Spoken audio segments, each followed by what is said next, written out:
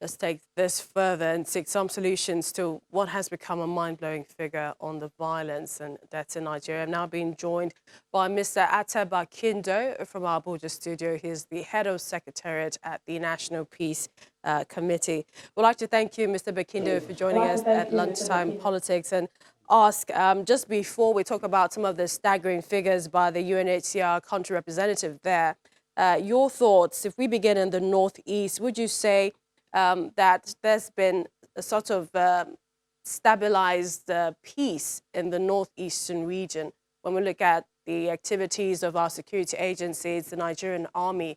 Do you think relative peace has been achieved in that region? I mean, yeah, the physical peace at the moment appears to have been achieved compared to what was obtained actually in the past.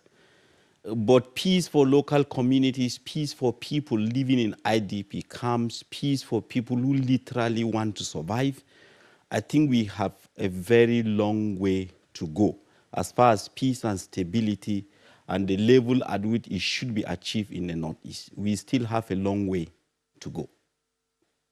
Let's look at Taraba State, for example. It appears to be peculiar with communal clash reports, especially between the Tiv and Jukun. What have you been hearing so far with regards to reconciling some of these communities in that state? At the Kuka Center, we just recently had a big conference at the Taraba State University organized by the Institute for Peace and Conflict Management with the Kuka Center.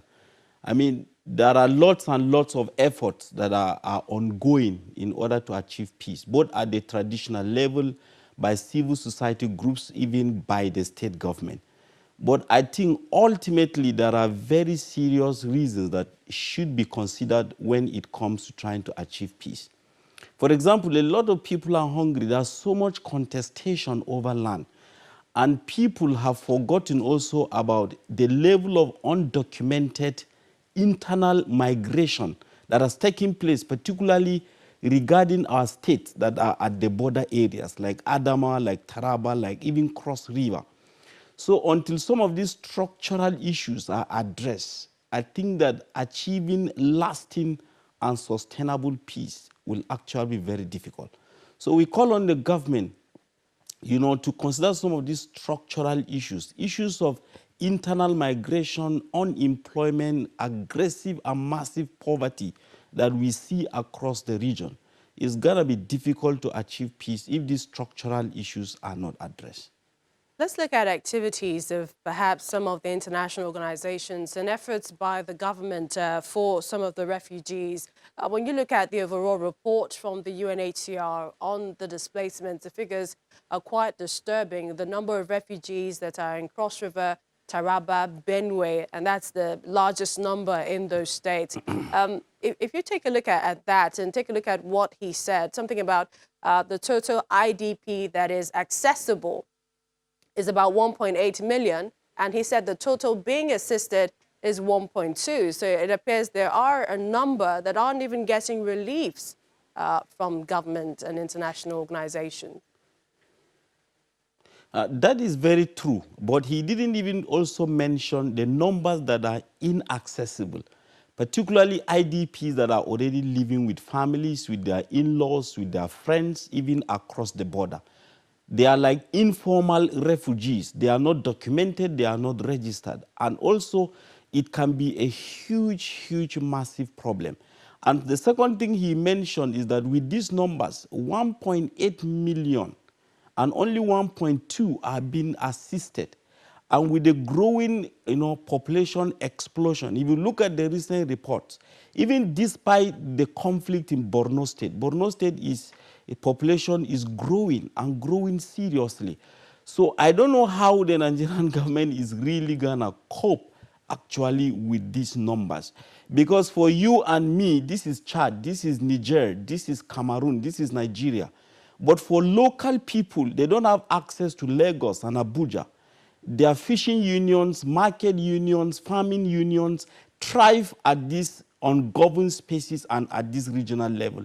So for them, it is their territory, is their country.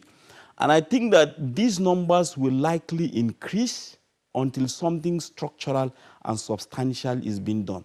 And I think some of the programs by the Lake Chad Basin Commission, like the stabilization framework that is being developed, the Nigerian government and even civil society organizations should actually access the sources and the funds that are available to help in building infrastructure, rebuilding schools, rebuilding roads, and building social cohesion within and among communities.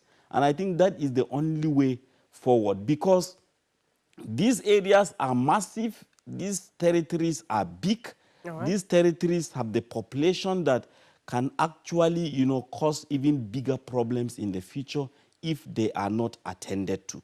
Well, So we thank hope you. that the government can really work together with international agencies and regional bodies. And the final thing I would say here is that Nigeria alone, as a country, cannot develop a framework to handle this regional Lake Chad problem independent of what Niger, what Chad, what Cameroon will be doing. So even when we have a national framework, it is important to negotiate and to collaborate at the regional level, because it is only with our neighbors, I think we should be able to handle that problem. All right. We appreciate your time. We'd like to thank you, Mr. Ataba Kindo, Head Secretariat of the National Peace Committee. Thank you for talking to us. Thank you. Still to come on Lunchtime Politics, it appears there is no end in sight to the closure of the Nigerian borders. We'll find out more when we return.